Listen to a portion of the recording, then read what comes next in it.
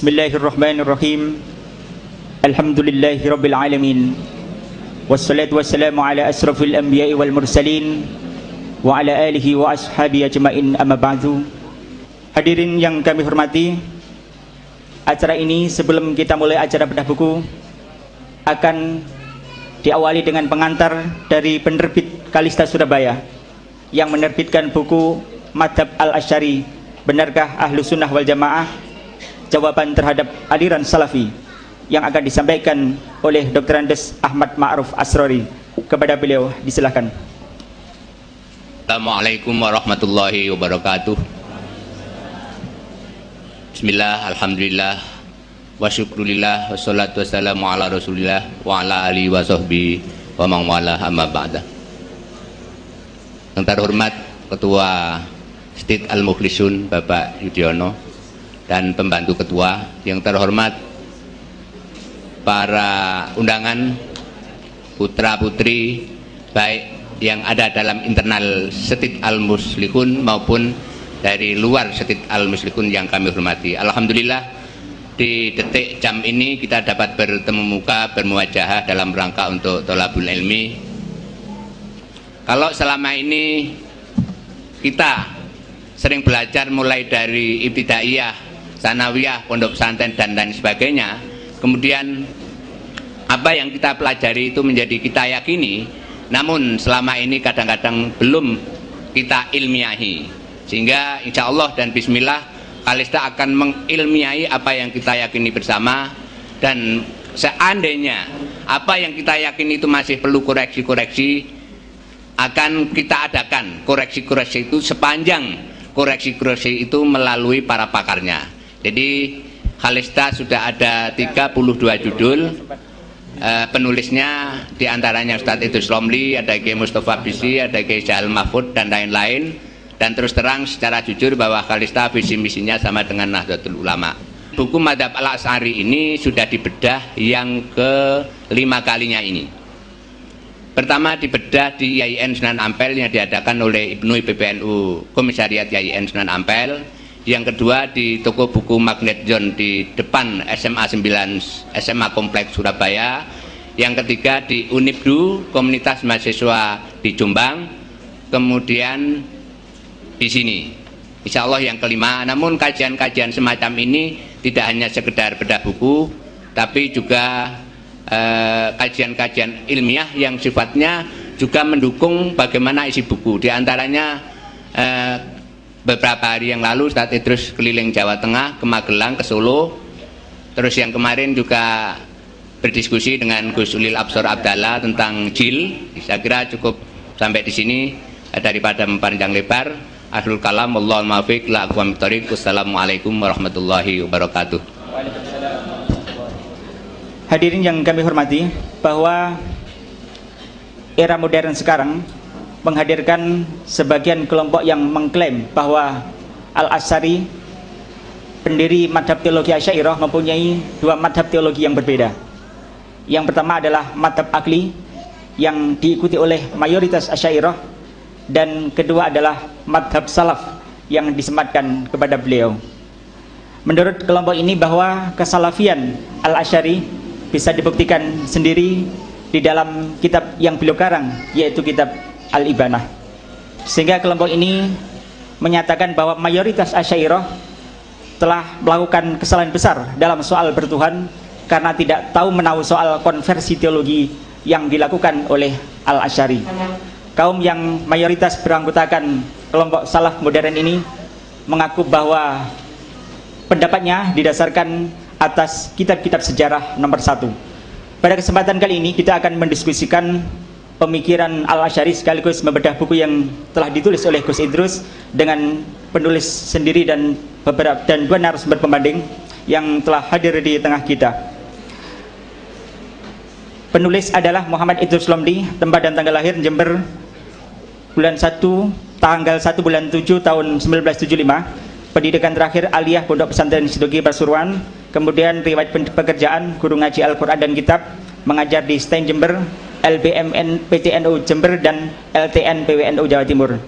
Kemudian narasumber pembanding masih menuliskan kurikulum vitae-nya.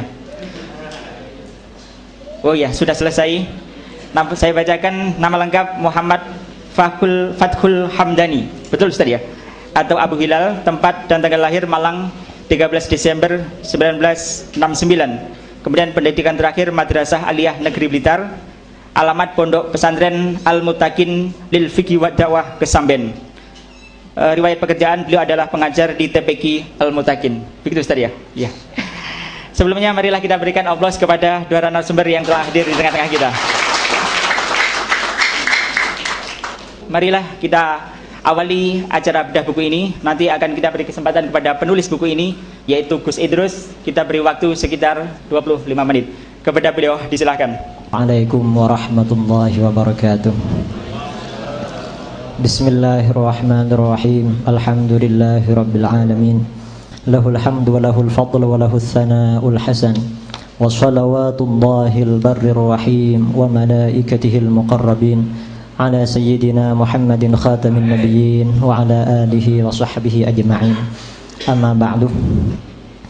Yang saya hormati dan saya muliakan Ketua Sekolah Tinggi Ilmu Tarbiyah Al-Muslihun Bapak Dr. Andes Zuhdiono MAG, berikut jajaran internal Stit Al-Muslihun, para hadirin wal hadirat, mahasiswa dan mahasiswi, tidak lupa yang saya hormati Al-Ustaz Abu Hilal.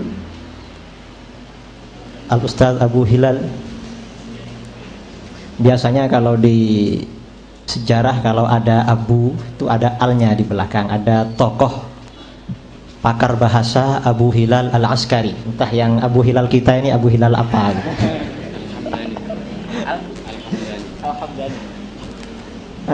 Direktur Halista Bapak Kiai Haji Ahmad Ma'ruf Asrari yang saya hormati. Imam Al-Asy'ari ini memang seorang ulama yang sangat besar. Beliau pendiri mazhab yang dikenal dengan mazhab Al-Asy'ariyah atau Al-Asy'ariyah. Karena mazhab yang dirintis oleh beliau ini sangat besar, ada upaya-upaya dari sebagian kalangan untuk mencabut, untuk memutus hubungan antara Imam Asy'ari dengan pengikutnya Al-Asy'ariyah. Sehingga muncullah suatu dugaan atau asumsi bahwa mazhab Al-Asy'ari yang ada sekarang sebenarnya berbeda dengan mazhab Imam Asy'ari sendiri pada fase yang terakhir dalam kehidupan beliau. Dan kalau kita melacak terhadap polemik masalah persoalan ini, apakah Imam Asy'ari ini memang hidup dalam 3 fase pemikiran, yaitu pemikiran Mu'tazilah, kemudian pindah ke pemikiran fase kedua, yang fase kedua ini diklaim sebagai mazhab yang diikuti oleh para pengikutnya, termasuk oleh warga Nahdliyin di Indonesia. Kemudian setelah itu Imam Al-Asy'ari berpindah ke fase yang ketiga yang diklaim sebagai fase salaf. Ini sebenarnya fase ini munculnya dari mana? Kalau kita mengkaji sejarah Imam Al-Asy'ari yang ditulis oleh para sejarawan abad pertengahan ke belakang dan sebelum-sebelumnya, istilah 3 fase bagi Imam Al-Asy'ari itu tidak pernah ada. Baik biografi beliau yang ditulis oleh Al-Imam Al-Khatib Al-Baghdadi dalam Tarikh Baghdad, atau biografi beliau yang ditulis oleh Al-Imam Al-Hafidh Abul Qasim Ali bin Al-Hasan bin Hibatullah bin Asakir Ad-Dimashqi dalam kitabnya Tabyinu Kidhbil Muftari Fima Nusiba ilal Imam Abil Hasan Al-Asy'ari. Di dalam kitab ini yang mengungkap secara panjang lebar tentang Imam Asy'ari, karangan-karangannya, sejarah hidupnya, berikut pengikut-pengikutnya, tidak ada penjelasan bahwa Imam Asy'ari hidup dalam 3 fase. Munculnya Imam Al-Asy'ari hidup dalam 3 fase ini sebenarnya dari asumsi-asumsi saja. Yang asumsi ini oleh sebagian kalangan berupaya dihubungkan dengan salah satu kitab yang populer di kalangan Nahdliyin, yaitu kitab Ithafus Sadah Al-Muttaqin bi Syarhi Asrari Ihya'i Ulumuddin, karangannya Al-Imam Al-Hafidh Muhammad Murtada Az-Zabidi, yang beliau mengutip dari Al-Hafidh Ibnu Katsir Ad-Dimashqi dalam kitabnya mungkin Tabaqatul Fuqaha Asy-Syafi'iyyin atau kitab yang lain. Katanya Imam Al-Asy'ari hidup dalam 3 marhalah di dalam kitab ini. Tetapi redaksi yang disampaikan oleh Az-Zabidi ini sangat tidak cukup untuk melegitimasi atau mempertahankan argumentasi kelompok yang mengatakan Imam Asy'ari hidup dalam 3 fase. Karena informasi yang disampaikan oleh Az-Zabidi ini sangat minim sekali, yaitu hanya menyampaikan pada fase kedua Al-Asy'ari itsbatus sifat as-sab'iyah al-aqliyah, menetapkan sifat 7 yang akliyah. Kemudian pada fase ketiga Imam Al-Asy'ari itsbatus sifat al-khabariyah min ghairi ta'wilin wala tashbihin wala takyifin wala ta'if, tanpa seperti itu. Ini tidak cukup. Mengapa? Karena adanya perbedaan antara Asy'ari yang dikutip oleh Murtadha Az-Zabidi dalam Ithafus Sadah Al-Muttaqin dengan kelompok yang mengklaim bahwa Al-Asy'ari telah keluar dari mazhab yang dibangunnya, yang kemudian fase kedua ini diikuti oleh Asy'ariyah sendiri. Ini ada perbedaan yang cukup signifikan. Seperti tadi dikatakan, Murtadha Az-Zabidi mengatakan bahwa Asy'ari dalam fase ketiga menetapkan sifat khabariyah bila ta'wilin wala takyif wala tashbih. Jadi tanpa melakukan takwil, tanpa melakukan takyif, melakukan kaifah, artinya bagaimana menghilangkan unsur-unsur yang menimbulkan tashbih atau tajsim terhadap Allah Subhanahu wa taala, dan juga tanpa tashbih menyerupakan Allah Subhanahu wa taala. Sementara kelompok yang mengklaim Al-Asy'ari katanya sudah mencabut mazhab itu, ini bertentangan dengan informasi ini. Mengapa? Karena kelompok ini melakukan itsbatul kaifiyah, itsbatut takyif terhadap sifat-sifat khabariyah. Yang ada di dalam akidah-akidah mereka itsbatut takyif, menetapkan takyif terhadap sifat-sifat khabariyah. Dan Al-Asy'ari ketika itsbatus sifat al-khabariyah bila takyif, ini sebenarnya mengikuti salah satu pendekatan ulama salaf yang juga diakui dan diikuti oleh Asy'ariyah sendiri, yang namanya pendekatan tafwid. Pendekatan tafwid sebagai perimbangan dari pendekatan takwil. Karena seperti dikatakan oleh para ulama ilmu kalam atau ulama tauhid, tafwid, istilah tafwid antara Asy'ariyah, Ahlus Sunnah wal Jamaah sejak dari generasi salaf sampai masanya Imam Asy'ari, kemudian pengikut-pengikutnya, ini berbeda tafwid dengan yang diikuti oleh kelompok yang sekarang menamakan dirinya Salafi. Kalau Asy'ari atau Asy'ariyah, tafwidnya itu tafwidul makna, menyerahkan makna yang sesungguhnya sifat khabariyah itu kepada Allah Subhanahu wa taala tanpa itsbatul kaif.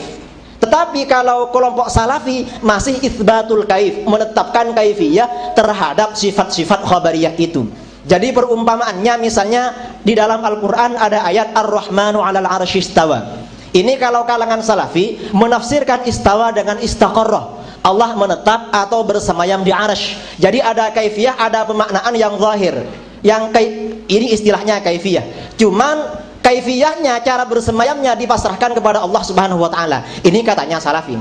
Kalau kita Ahlus Sunnah wal Jamaah, Asy'ariyah berpandangan bahwa istawa tidak diartikan istaqarrah, tetapi istawa itu ya diartikan menyerahkan makna istawa itu sendiri, makna yang sebenarnya kepada Allah Subhanahu wa taala. Karena yang jelas ulama salaf dulu tidak mungkin menilai Imam Al-Asy'ari, karena ulama salaf itu periodenya sebelum Imam Al-Asy'ari. Yang saya maksudkan dengan salafiyah, kelompok yang mengklaim dirinya sebagai kelangsungan dari aliran salaf, mengklaim walaupun kami tidak mengakui kalau mereka sebenarnya Salafi. Walaupun kami juga menghargai pengakuan mereka bahwa mereka berupaya sekuat mungkin bahwa mereka memang benar-benar kelangsungan dari ajaran salaf. Katanya ajaran salafiyah, di kalangan salafiyah sendiri, Imam Al-Asy'ari apakah hidup antara 2 fase dan 3 fase, ini masih terjadi polemik yang cukup besar.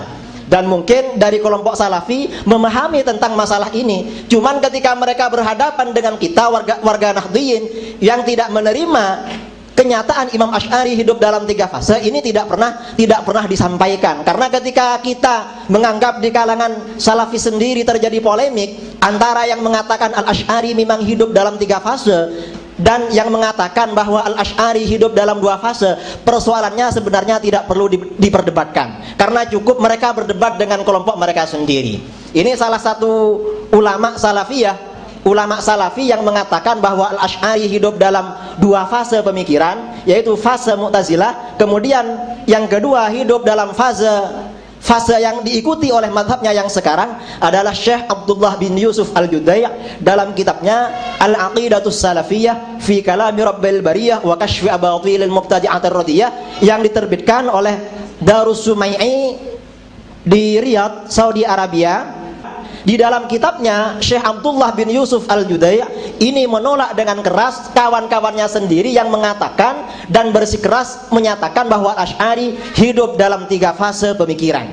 Dan sebelum 2004, sebelum makalah ini turun, sebelumnya sudah ada buku yang ditulis oleh ulama Wahabi dari Madinah Al-Munawwarah, namanya Dr. Safar Al-Hawali. Beliau menulis buku judulnya Naqdu Manhajil Asy'ariyah fil Aqidah yang diterbitkan di dalam jurnal Majallatul Jami'ah Al-Islamiyah Madinah Al-Munawwarah. Kemudian buku tersebut diterbitkan secara sendirian dan dibagi-bagikan secara gratis cuma-cuma dalam bentuk buku namanya Naqdu Manhajil Asy'ariyah fil Aqidah yang didasarkan, salah satunya didasarkan kepada kitab Al-Ibanah. Katanya di dalam kitab Al-Ibanah ada indikasi yang cukup kuat bahwa Al-Asy'ari memang telah merujuk dari mazhabnya, mazhab Asy'ariyah, dan kembali kepada mazhab salaf secara mutlak atau secara total. Tetapi ketika kita membaca kitab Al-Ibanah sendiri, sebelum saya menjelaskan versi kitab Al-Ibanah yang menjadi dasar atau landasan kelompok Salafi sebagai argumentasi mereka bahwa Al-Asy'ari hidup dalam 3 fase,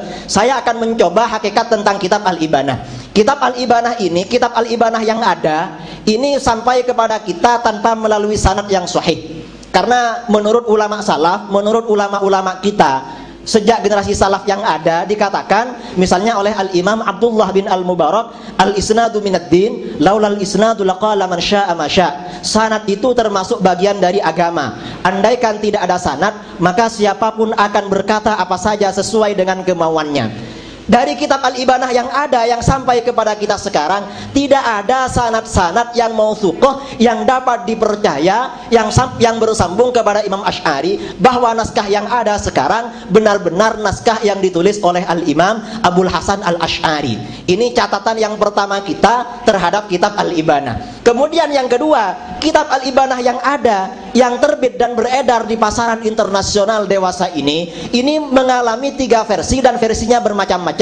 Ada terbitan India, ada terbitan Mesir yang ditahqiq oleh Dr. Fauqiyah Husain Nasr, ada yang terbitan Saudi Arabia dan Beirut. Antara ketiga naskah, 2 naskah ini terjadi perbedaan yang cukup signifikan. Naskah yang Mesir ini terus terang bahwa di dalam naskah Misriyah ini Al-Asy'ari tidak mencabut terhadap pemikirannya setelah dia keluar dari Mu'tazilah. Ini kan cukup besar menimbulkan keraguan otentisitasnya kitab ini dalam penisbahannya terhadap Imam Al-Asy'ari. Bayangkan kita kaum muslimin ini mengkritik Bible perjanjian lama, kitab-kitab orang Yahudi dan kitab-kitab Nasrani dikatakan sebagai kitab yang tidak otentik karena memang versi Bible dalam setiap terbitan edisi berbeda dengan edisi sebelumnya. Bible yang terbit di Indonesia berbeda dengan di Amerika, berbeda dengan di Inggris, berbeda dengan di Timur Tengah, India dan lain sebagainya. Ini alasan bahwa kitab Bible memang tidak memiliki naskah yang valid, yang cukup otentik untuk diklaim sebagai kitab-kitab yang benar-benar ditulis oleh Imam Al-Asy'ari. Katakanlah ini memang kitab ini mirip Bible. Kemudian alasan yang terakhir berkaitan dengan kitab Al-Ibanah. Di dalam kitab Al-Ibanah sendiri, kitab Al-Ibanah yang ditulis oleh Imam Al-Asy'ari, yang diklaim sebagai tulisan Imam Al-Asy'ari, juga yang diterbitkan oleh orang-orang Salafi di Saudi Arabia maupun di Lebanon, ternyata di dalam satu kitab itu terjadi paradok, terjadi pertentangan antara yang awal dengan yang tengah dan yang akhir. Di bagian awal Imam Al-Asy'ari mengatakan Allah itu hidup tanpa tempat, tapi di tengah mengatakan Allah bertempat di langit. Ini kitab yang diterbitkan oleh satu penerbit di Saudi Arabia. Jadi sudah cukup berbeda. Kalau ini sebagai ini memang cukup sebagai bukti untuk meragukan bahwa kitab-kitab ini memang benar-benar bukan karangannya Al-Imam Al-Asy'ari. Ini alasan yang kedua. Kemudian alasan yang terakhir tentang kitab Al-Ibanah sebagai argumentasi kelompok yang mengklaim Imam Al-Asy'ari hidup dalam 3 fase pemikiran. Saya menulis buku ini, menulis buku yang saya tulis ini sebenarnya untuk menanggapi makalah-makalah seperti ini. Makalah yang ada di majalah As-Sunnah ini sebenarnya yang saya tanggapi. Tetapi ini kok masih beredar di sini. Ini kan sangat menyayangkan apa tidak ada argumentasi baru dalam pemikiran yang mengklaim bahwa Al-Asy'ari hidup dalam 3 fase. Apalagi di bagian terakhir ini akan mengatakan bukti bahwa Ahlus Sunnah wal Jamaah menolak mazhab Imam Al-Asy'ari. Katanya ulama 4 mazhab menolak Asy'ariyah itu sebagai mazhab Ahlus Sunnah wal Jamaah. Kitab ini sebenarnya ini hanya copy paste dari makalahnya Dr. Safad Al-Hawali yang diterbitkan dalam jurnal Al-Jami'ah Al-Islamiyah Madinah Al-Munawwarah, dan makalah ini sudah mengalami banyak bantahan dari para ulama-ulama kita, dan sampai sekarang bantahannya belum ada jawaban. Setahu saya belum ada jawaban yang cukup argumentatif secara ilmiah.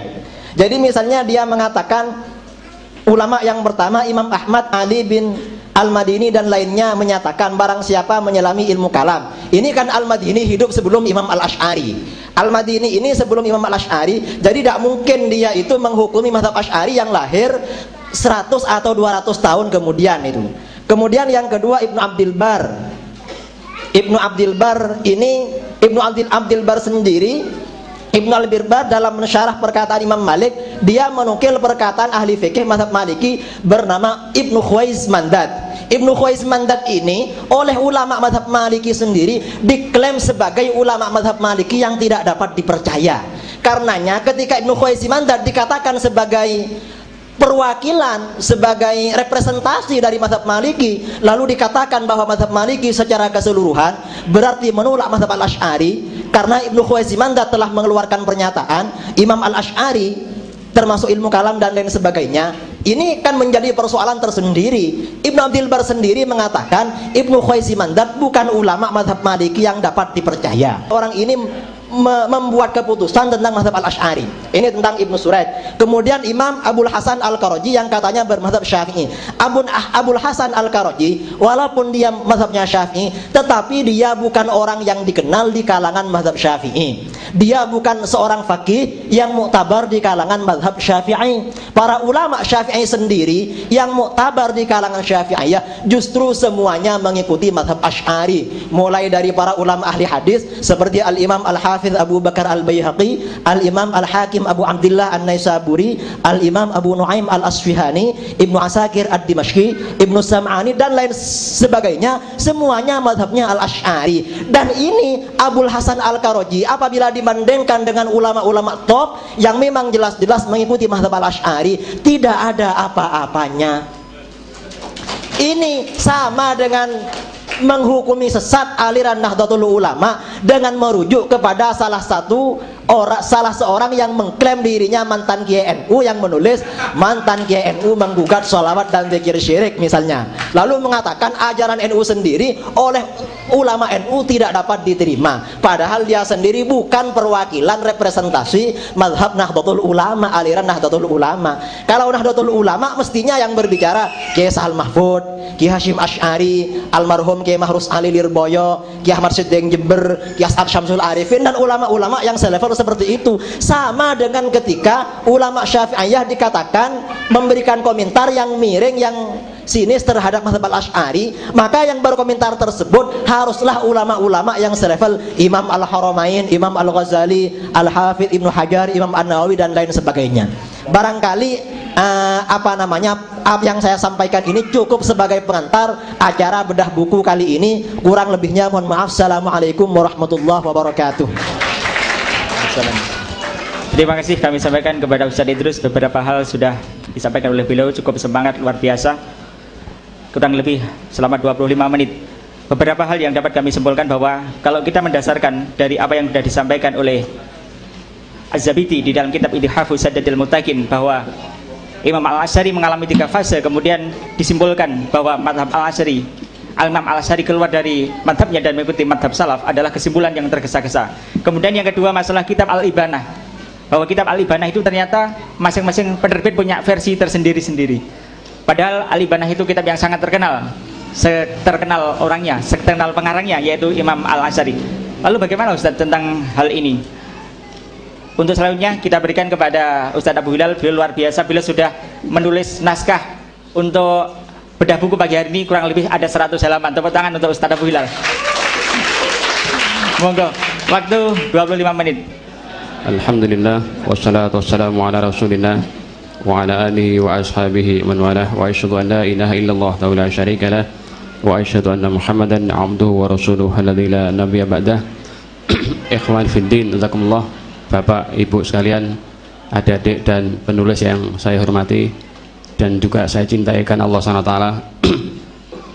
Ada memang isu tentang pembagian fase kehidupan Imam Abu Hasan al-Asy'ari itu juga sebenarnya adalah hanya orang-orang yang ingin mempermudah saja, atau orang yang mungkin mengklasifikasikan kehidupannya. Kalau saya lihat itu cuma dua saja kok sebenarnya. Saya telah melihat dalam kitab Al-Bidayah wa Nihayah oleh Imam Ibnu Katsir di juz yang ke-11. Bukunya saya simpan di mobil, saya mohon maaf karena bukunya cukup banyak. Di mobil itu ada semuanya apa yang kami tulis, referensinya, dan tidak mungkin saya akan ngoyong-ngoyong kayak keong, itu tidak mungkin. Kami cukupkan biar di mobil aja, tapi insya Allah kalau tidak percaya bisa dibuka bersama, dan insya Allah kami jujur dalam menukil, kami tidak menambah atau mengurangi dari ucapan para ulama yang telah ada itu. Nanti kualat saya kalau mengurangi ucapan mereka. Jadi kalau saya lihat dalam tulisan Imam Ibnu Katsir ketika memasukin tahun 324, yaitu di masa Ustadz atau Imam Abu Hasan Asy'ari itu meninggal, beliau menjelaskan, yaitu Asy'ari itu telah pindah dari fase ketika beliau mengikuti Mu'tazilah, ya, kemudian dia meninggalkan dan dia mengikuti manhaj sunnah. Sementara itu dalam kitab Al-Ibanah juga yang ada dalam mobil itu, beliau mengatakan, dan din atau ucapan yang kami ucapkan dan din yang kami yakini adalah tamassuk bi kitabillah wa sunnati Rasulillah sallallahu alaihi wasallam wa bima yaqulu al-Imam Abu Abdullah Muhammad bin Ahmad bin Hanbal. Beliau menjelaskan, din suatu ucapan yang kami katakan dan suatu din yang kami pegang adalah berpegang teguh kepada sunnah, kepada Al-Quran, kepada sunnah Rasulullah, dan kami mengikuti apa yang telah disampaikan oleh Imam Abu Abdullah Muhammad Ahmad bin Hanbal. Dari ucapan yang semacam ini, beberapa penulis telah melihat bahwasanya Abu Hasan al-Asy'ari telah meninggalkan mazhab pemikiran, ya, pemikiran Mu'tazilahnya, kemudian dia mengikuti manhaj Ahlus Sunnah sebagaimana yang telah digariskan oleh Imam Ahmad bin Hanbal. Walaupun dalam kitab ini, buku ini ada tulisan Imam Abu Hasan al-Asy'ari adalah tokoh atau pemimpin, kalau nggak salah begitu ya, atau perintis Ahlus Sunnah wal Jamaah. Di sini juga kami tulis semacam pembandingnya. Betulkah Ahlus Sunnah wal Jamaah itu telah dibentuk oleh Imam Abu Hasan al-Asy'ari? Ternyata kalau kami lihat, ternyata juga tidak. Karena apa? Ahlus Sunnah sudah ada sebelum Imam Abu Hasan al-Asy'ari. Sebagaimana ungkapan ini dijelaskan oleh Imam Ayyub Asy-Sikhtiyani, Imam Ibnu Ruhawiyah, kami tuliskan di sini. Kami kasih judul itu sejarah munculnya istilah Ahlus Sunnah wal Jamaah. Jadi yang intinya, ternyata banyak ulama yang hidup jauh sebelum Abu Hasan al-Asy'ari, beliau sudah sering menggunakan kalimat-kalimat Ahlus Sunnah wal Jamaah. Oleh karena itulah, kalau dinisbatkan Ahlus Sunnah adalah pengikut Asy'ari, ini berlebihan.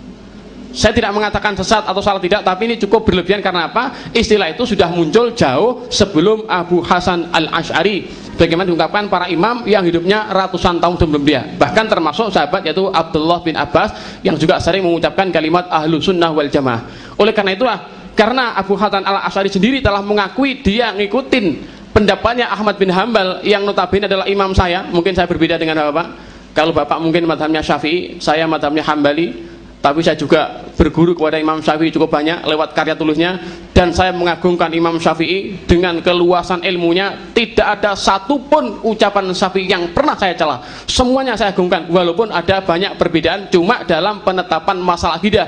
Dalam masalah fikih kita juga banyak mengambil pendapat-pendapat Imam Syafi'i rahimahullah. Oleh karena itulah, dari perbedaan pemikiran tentang penentuan Ahlus Sunnah wal Jamaah yang dalam pandangan kami, dalam tulisan para ulama yang telah menjelaskan bahwasanya tentang istilah Ahlus Sunnah itu tidak dimulai dengan munculnya Asy'ari, tidak, tapi sudah muncul jauh, yaitu di zaman para sahabat, tabi'in dan tabi'ut tabi'in. Sehingga dalam pandangan kami yang lebih tepat dipanggil sebagai tokohnya atau imamnya Ahlus Sunnah wal Jamaah adalah Imam Ahmad bin Hanbal rahimahullah dalam pandangan kami. Karena apa? Karena beliau adalah orang yang betul-betul teruji.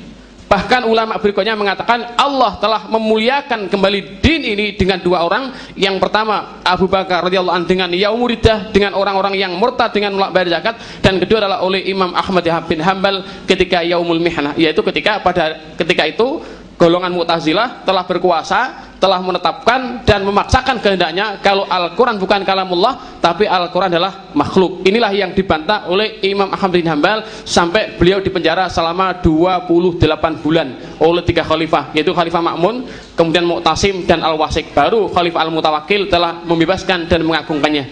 Ini dari satu sisi. Sebenarnya perbedaan antara Asy'ariyah dengan Ahlussunnah yang kami ketahui, barangkali saya masih banyak yang belum tahu gitu ya. Itu yang kami ketahui sebenarnya nggak banyak perbedaannya. Dijelaskan oleh Imam Ibnul Qayyim al-Jauziyah dalam kitabnya Al-Ijtima' Juyushul Islamiyah.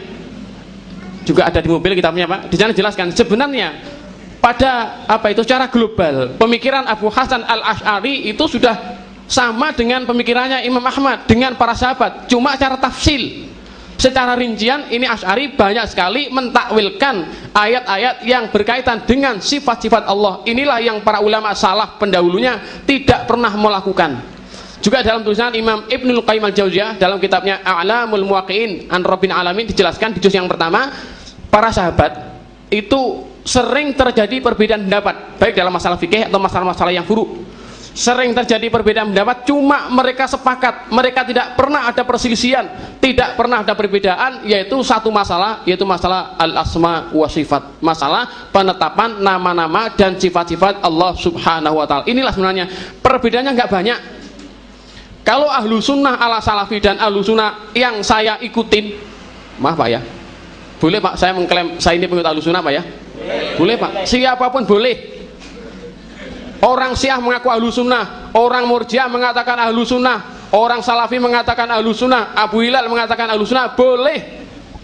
Selama itu dalam koridor syariat, selama memang ada dalil-dalil yang mendukung, dengan tidak mengatakan akulah ahlu sunnah sendiri, yang semuanya adalah yang semacam inilah yang tidak diperbolehkan. Karena Allah sudah berikan suatu ketegasan dalam Al-Quran Karim surat An-Najm, inna rabbaka huwa a'lamu biman dhalla an sabilihi wa huwa a'lamu bimanih tada. Sungguhnya Rob kalian yang lebih tahu siapa yang sesat dari jalannya, dan Rob kalian yang lebih tahu siapa orang yang berada di atas jalan petunjuknya. Ini ketetapan dari Allah.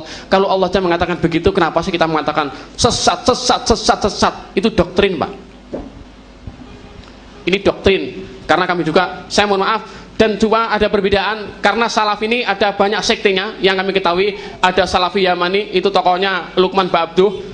Kemudian ada lagi Muhammad Umar Asewit, itu adalah teman saya ketika belajar di Syekh Utsaimin di Al-Qasim. Teman saya satu kursi, ternyata setelah pulang berbeda pendapat dengan kami, dan saya dituduh sebagai khawaris, saya dikelompokkan kelompok teroris, saya dikatakan macam-macam. Silakan saja, itu boleh-boleh saja, tapi nanti kita bertanggung jawab di hadapan Allah subhanahu wa ta'ala. Oleh karena itulah salaf ini banyak sektenya. Jadi Ustadz mohon jangan terlalu pobilah dengan salafi gitu loh ya, karena salafi banyak yang lurus gitu ya, banyak yang lurus. Salafi Yaman semacam itu dengan majalahnya Asy-Syariah. Ada lagi salafi ala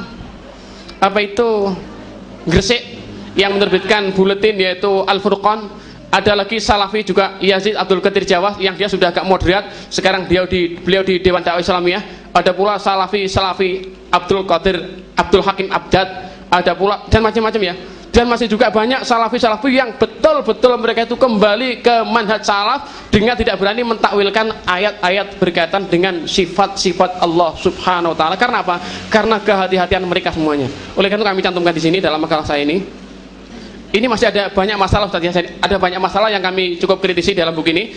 Oleh karena itu masalah bicaraan masalah perbedaan Asy'ariyah dengan Ahlussunnah ala Salafi yang lurus ya, saya dalam tanda petik Salafi yang lurus, cuma sedikit aja perbedaannya. Perbedaannya cuma dalam keberanian dalam menafsirkan atau mentakwilkan ayat-ayat yang berkaitan sifat-sifat Allah subhanahu. Lainnya itu nggak ada perbedaan. Ini bukunya kadang-kadang juga berlebihan Pak bahasanya yang saya lihat. Tapi ala kulli hal saya biarkan aja, toh nanti buku ini dengan sendirinya akan ada yang memberikan bantahan, dan saya nggak mau nulis bantahannya, biar saya nulis sendiri, saya sodorkan kepada pembaca. Milih yang coklat boleh, milih yang hijau juga boleh, tanpa ada suatu cercaan caci makian. Karena apa? Karena kami yakin Pak, adanya NU dan Muhammadiyah, saya mohon maaf kalau bicara masalah ini, kalau kita lihat kita harus punya pikiran yang dewasa. NU dan Muhammadiyah merupakan anugerah Allah yang tidak Allah berikan kepada dunia selain Indonesia ini. Saya mau tanya Pak sekarang, Siapa yang nyuruh NU kok mendirikan pesantren? Bahkan NU ini merupakan organisasi terbesar di dunia dalam sisi jumlah dan dalam sisi pengelolaan pesantren. Siapa yang nyuruh NU mendirikan pesantren sampai menjamur se-Indonesia, nggak ada, sedunia nggak ada tandingannya itu? Siapa juga yang nyuruh Muhammadiyah bikin pesantren gagal terus? Tapi kalau bikin rumah sakit, sekolah kok unggulan. Bahkan Muhammadiyah adalah suatu organisasi terbesar dunia dalam mengelola masalah pendidikan. Bahkan Yahudi pun tidak sanggup ngelawan seperti Muhammadiyah. Betul itu. Kalau begitu, inilah aturan Allah, inilah ketetapan Allah yang mesti kita terima bersama. Allah berkehendak teman-teman di NU lewat dakwahnya pesantren, Allah berkehendak dengan Muhammadiyah berdakwah lewat rumah sakit, sekolah. Ini merupakan anugerah Allah yang patut kita syukuri. Kenapa sih kita harus begini terus saling mojotosan? Saya lebih suka ngadepin orang kafir daripada saudara kita sendiri. Makanya saya sampaikan di sini ya, ada banyak perselisihan kami, perbedaan dengan Ustadz Idris Romli, yang saya juga sampai mimpi-mimpi ingin ketemu bagaimana ya. Ini orangnya masih muda, karyanya bagus sekali, ilmiah banget. Ini juga buku yang cukup ilmiah, saya nilai gentle. Juga ya banyak penilaian positif, walaupun banyak perbedaan yang juga kami lihat juga cukup prinsip antara kami dengan buku semacam ini. Antara lain, masih ada waktu Ustaz? 2 menit lagi ya? Ada 2 menit ya? Ada, nanti kita sampaikan saja, yaitu tentang taksimat tauhid. Di sini dijelaskan bahwasanya masalah tauhid dibagi tauhid rububiyah, uluhiyah, asma wa sifat adalah pendapatnya Ibnu Taimiyah. Benarkah yang bagi masalah tauhid adalah Ibnu Taimiyah? Itu yang kami kritisi di sini. Kami juga mengumpulkan ada suatu kitab yang cukup bagus, namanya kitab Al-Qaulu Sadid fi Raddi ala man ankara taqsimat tauhid, yang tulis oleh Dr. Abdul Razak Al-Abbad. Juga ada ditulis juga oleh Imam Al-Qurtubi dalam bukunya Al-Kashfu Manahijil Adillah. Yang dalam bukunya Al-Qurtubi itu beliau menjelaskan tentang sifat al-ulu, sifat ketinggian Allah SWT. Oleh karena itu ada dua pokok yang kami kritis dalam buku ini, yaitu tentang penafian arah bagi Allah. Allah itu disembah tanpa arah. Ini yang pertama akan kami kritik. Yang kedua adalah tentang pembagian tauhid kepada 3 tauhid. Saya kira sebagai mukadimah itu yang kami sampaikan. Assalamualaikum warahmatullahi wabarakatuh. Terima kasih kami sampaikan kepada Ustadz Abu Hilal. Harapan pertama bahwa kita di antara sama muslim, antara institusi muslim yang satu dengan yang lain, janganlah kita saling memvonis bid'ah, sesat, kafir dan lain sebagainya. Itu harapan kita, karena sebenarnya apakah seseorang itu sudah keluar dari akidahnya, kita sudah punya pedoman. Imam As-Subki kemudian Imam Nawawi di dalam kitab Ar-Raudhah itu mengatakan wa kadzalika naqta'u bitakfiri kulli qailin qala qaulan yatawassalu bihi ila tadlilil ummah. Jadi kalau ada orang yang ucapannya menyesatkan umat, maka sesungguhnya dialah yang berhak dicap sebagai kafir. Begitu barangkali.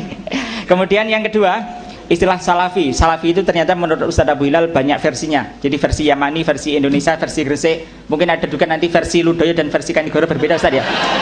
Tapi yang jelas salafi ini ada yang lurus. Termasuk nanti Ustadz Abu Hilal, beliau termasuk saya Husnudzan, beliau termasuk salafi yang lurus. Dan yang kemudian kemarin menjadi pertanyaan teman-teman, sebenarnya salafi itu merupakan madhab. Kalau yang ditulis oleh Ustadz Idrus di sini aliran berarti madhab, atau sebenarnya salafi itu merupakan fase sejarah. Kalau istilah salaf barangkali merupakan istilah yang sudah cukup lama, karena ketika Rasulullah itu menjelang wafat beliau pernah bersabda kepada Siti Fatimah, saya tidak menyebut Sayyidah Fatimah sebab takut dianggap bid'ah. Beliau pernah berkata, ittaqillah wasbiri fa inni analaki ni'mas salaf. Bertakwalah kepadaku dan bersabarlah, sebaik-baik as-salaf bagimu adalah aku. Itu istilah salaf. Kemudian istilah salaf itu yang benar bagaimana? Apakah fase sejarah atau sebenarnya dia itu sebuah madhab? Untuk yang selanjutnya kita persilakan kepada narasumber pembanding yang kedua, yaitu Al-Mukarram Kiai Haji Azizi Hasbullah. Waktu 20 menit ya. Persilakan. Assalamualaikum warahmatullahi wabarakatuh. Bismillahirrahmanirrahim. Alhamdulillahil qail fi kitabil karim. Law sya'allahu la ja'alakum ummatan wahidah walakin la yazaluna mukhtalifina illa man rahima rabbuk. La amla anna jahannama minal jinnati wan nasi ajma'in. Andai kata Allah Ta'ala menjadikan umat satu akidah, satu aliran, satu agama, itu bisa. Akan tetapi dijadikan bermacam-macam ini karena Allah menjadikan neraka dan menjadikan surga. Dan dunia tidak akan pernah utuh kecuali ada perbedaan. Kalau disebutkan dalam firman-Nya, laula tafullahu nasa ba'dahum ala ba'din lahulika sawami wa biya wa salawat wa masajid. Andai kata tidak ada saling bersaing antara NU Muhammadiyah. Mungkin tidak ada orang yang berbicara tahlil, mungkin tidak ada orang yang berbicara bid'ah. Kalau tidak ada perbedaan antara orang kafir dan orang Islam, mungkin masjid-masjid kosong, gereja-gereja juga kosong. Nah, namun keseluruhannya itu hanya sunatillah, di mana sunatillah itu dijadikan untuk sebagai ujian kita ada di dunia. Dunia itu kalau memang semuanya maksiat akan kiamat, kalau semuanya taat juga akan kiamat. Seperti rumah sakit, kalau semuanya orangnya sakit, rumah sakit akan gulung tikar, karena nggak ada dokter, nggak ada perawat. Tapi sebaliknya semuanya sehat juga gulung tikar, karena apa? Tidak ada yang diobati, tidak ada yang sakit. Namun yang paling membahayakan kalau orang sakit itu pura-pura sehat. Ini yang sulit, diobati katanya sudah sehat, nggak diobati tapi tidak semangat. Maka yang paling baik adalah orang yang sehat tapi tidak merasa sehat. Janganlah jadi orang yang sakit tapi merasalah kita sakit, biar kita selalu menjaga stamina. Itu yang perlu kita ketahui. Kemudian perbedaan umat, perbedaan sosial kultural, perbedaan akidah dan lain sebagainya, itu memang sudah merupakan sunatillah.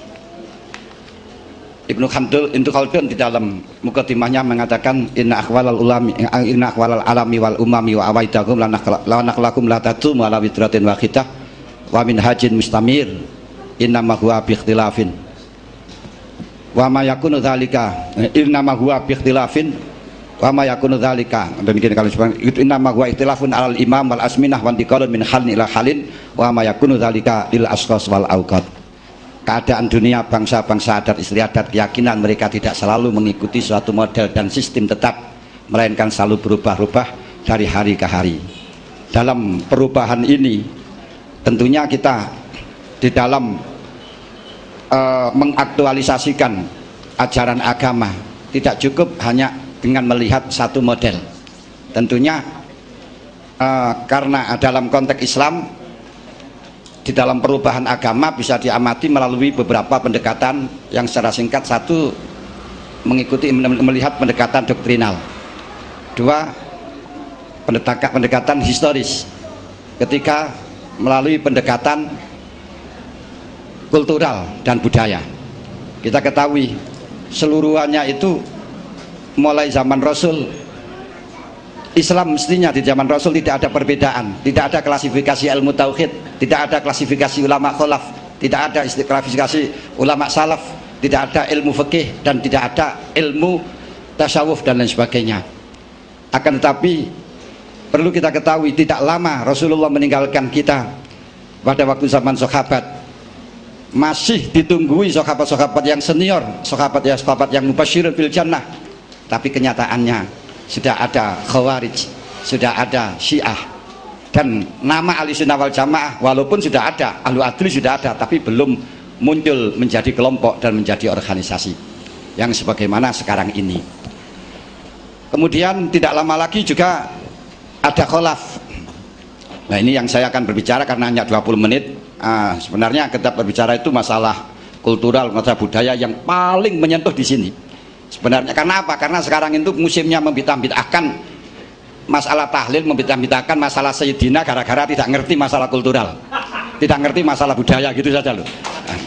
Andai kata dia ngerti, tentu dia akan taslim.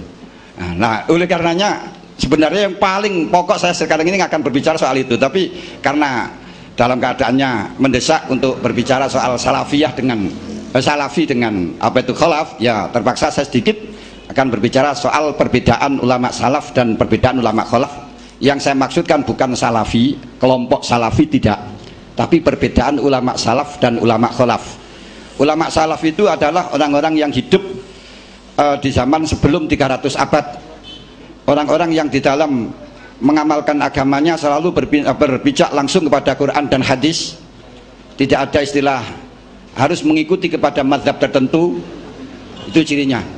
Kemudian memang seperti dulu seperti itu, akan tetapi ada beberapa hal-hal yang harus mengajak berubah, sebab setelahnya Islam menjadi berkembang yang begitu pesat, pada waktu khalaf yang ditulis, mungkin sudah ditulis oleh dalam kitabnya Ustadz Idrus, yaitu memicu harus ada mazhab untuk membedakan antar satu dengan yang lain.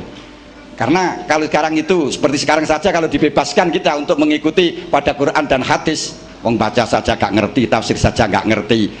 Kemudian kalau tidak dibatasi dengan mazhab mengikuti siapa saja, sekarang waktunya sudah asar, sulit untuk membedakan antara yang benar dan ada yang salah, antara yang bernuansa politik atau yang ikhlas dan sebagainya, itu kita nggak tahu. Maka untuk menyelamatkan dalam hal itu kita batasi dengan mazhab. Kemudian di dalam ajaran tauhid, di dalam tauhid itu antara salaf dan khalaf ada perbedaan. Memang kalau khalaf itu selalu mentakwili ayat-ayat yang kalau memang dibiarkan tidak ditakwili akan membahayakan. Saya katakan ulama khalaf mentakwili itu salah, namun salah untuk kebenaran itu harus. Karena kita harus kadang-kadang dalam rangka menyelamatkan adalah untuk berbuat salah. Tidak harus orang itu jujur terus tapi akan kejelungup. Contohnya kalau kita katakan yadullah fauqa aydihim, kalau ulama salaf tidak menafsiri hanya tangan Allah adalah di atas tangan mereka. Ini oleh ulama khalaf kalau memang dibiarkan seperti ini akan mengatakan Allah punya tangan, jelas karena pahamannya sudah jauh dari hadis, jauh dari Rasulullah. Oleh karenanya untuk menyelamatkan itu dikatakan kekuasaan. Sebenarnya kata yad dibatasi dengan kekuasaan itu tidak benar, karena yad itu lebih atas daripada kekuasaan. Kalau kita katakan orang semuanya ini ada di tangan saya, itu lebih kuat daripada ada di kekuasaan saya. Orang yang menguasai belum tentu bisa menangani. Nah, seperti halnya apa itu namanya bupati menguasai di Blitar, tapi belum tentu orang-orang Blitar itu menjadi tangannya bupati. Nah, ini yang kita ketahui. Tapi kalau kita katakan tangan, akhirnya Allah akan mengatakan Allah punya tangan. Dalam hal ini ulama khalaf mentafsiri dengan tafsir yang mendekati di dalam makna, walaupun maknanya tetap akan sebawahnya dalam rangka menyelamatkan, sehingga ditafsiri dengan kekuasaan. Seperti kalau dikatakan di dalam hadis misalnya, man arafa nafsah faqad arafa rabbah. Siapa yang tahu dirinya maka tahu Allah. Nah ini kalau orang yang tidak mentakwili kan, dirinya itu adalah Allah. Loh, sebenarnya dalam akidah salaf tidak ditakwil tapi benar. Benar. Kalau kita tahu diri kita itu sebenarnya tidak ada, yang ada itu adalah Allah. La maujuda illallah. Kenapa? Karena kita itu yang ada apa? Kita itu aslinya dari mani. Mani itu dari apa? Mani itu dari darah. Darah itu dari apa? Darah itu dari pohon-pohonan. Pohonan itu dari apa? Dari tanah. Tanah itu dari apa? Kalau kita teruskan, tanah itu dari air. Air itu dari apa? Dari Nur Muhammad. Nur Muhammad itu dari apa? Allah. Semuanya kalau kita berpikir tidak ada, yang adanya Allah. Nah makanya sampai dikatakan innallaha khalaqa Adam wa sawwarahu bi suratihi. Ini kalau ulama khalaf mengartikan bi suratihi dengan surahnya Adam, tapi salaf surahnya Allah. Kenapa? Kalau kita tahu di dalam salaf ini misalnya kalau kita lihat manusia itu adalah lihat Allah. Itu ulama salaf. Tapi ulama khalaf kalau dikatakan seperti ini akan mengatakan manusia itu Allah. Allah berkeliaran, Allah untuk sepeda, akan mencrek. Contohnya seperti ini loh. Kalau kamu melihat pada angin, pada kelapa, kelapa itu selalu ditiup angin bergerak-gerak. Ketika kamu mengetahui bahwa kelapa itu tidak bisa bergerak, yang bergerak itu aslinya angin. Makanya orang yang sepertinya akan mengatakan, wah anginnya kencang sekali. Padahal yang dipandang bukan angin, yang dipandang adalah pohon kelapa. Ini sebenarnya salaf itu benar, salaf itu seperti itu. Tapi kalau orang yang khalaf, orang yang masih belum ngerti terus dikatakan kalau angin, akhirnya dia menemukan oh angin ini gambarnya seperti itu ya. Nah, kalau gitu loh. Inilah perbedaan antara salaf dan khalaf. Tapi entah kalau salafi saya nggak ngerti. Nah, ini ulama salaf dengan ulama khalaf. Kalau salafi itu terserah. Bapak Abu Bilal tadi di dalam masalah ayat-ayat yang mutasyabihat yang tidak boleh ditakwili itu bagaimana dia untuk meresepsi, untuk apa itu namanya mengatakan atau untuk mentakwili atau menafsiri ayat tersebut. Apa hanya Allah punya tangan tapi tidak mengatakan tangan itu bagaimana? Wah kalau seperti ini sangat ironis sekali orang yang mengatakan tidak tahu apa yang dikatakan. Orang yang mengatakan tidak tahu yang mengatakan adalah ini. Masih banyak beberapa ayat-ayat yang semacam ini. Makanya pada waktu khalaf di dalam tafsiran ini ada tiga macam. Ada kalanya yang memang mengakibatkan fasad, yaitu mengikuti ulama salaf tapi tidak paham dengan ulama salaf yang akhirnya mengatakan Allah punya tangan. Terus Allah alal arsy istawa, Allah di atas arsy. Apalagi yang dikatakan oleh salafi yang sekarang ini yang ditulis oleh apa itu namanya Syekh Usmani sebagai tokoh Wahabi dalam syarah kitab Riyadhus Shalihin, dalam hadis yang mengatakan Dalilul Muslimin, kitabnya Dalilul Muslimin. Itu kita harus tahu, banyak kitab-kitab sekarang yang sudah ditipu oleh mereka-mereka. Itu kitabnya aslinya kalau dari kitab kita, dari kitab Nawawi yang namanya kitab Dalilul Falihin, tapi disarai oleh mereka dengan kata kitab Dalilus Muslimin. Di dalam hadis ke-313 kalau nggak keliru, yang mengatakan idza ta'arrajulu al-mar'ata fa'abat kana la bis-sama yaghdibu ila hatta yusbiha. Di sana ditafsiri hadza dalilun sharihun ala annallaha fawqas sama dzatan la sifatan wa lam ya'taqid hadhil aqidah sara minal kufri, itu khifa minal kufri. Mereka menafsiri semacam itu. Loh, apakah kita tidak perlu mengadakan tafsiran yang pas untuk meluruskan pemahaman-pemahaman mereka? Kalau kita katakan Allah di atas langit, loh, langit dengan Allah itu lebih besar mana? Allahu Akbar. Tapi kalau menurut mereka salah sebenarnya. Allah di atas langit, tapi bukan langit ini di atas langit, itu kekuasaannya di atas langit lebih dhuwur maneh. Anda kalau langit bisa melihat, Allah tetap tidak akan pernah bisa melihat. Anda tidak bisa menguasai pada langit, tidak bisa untuk meliput semuanya langit, apalagi kepada Allah. Maksudnya semacam ini ulama salaf. Akan tetapi dalam hal ini karena mengkhawatirkan orang-orang mencelek akan menjadi mujasim, maka akhirnya ditafsiri dengan tafsiran Allahu alal arsistawa ay as-salatu ala sama alal ars dan semacam itu.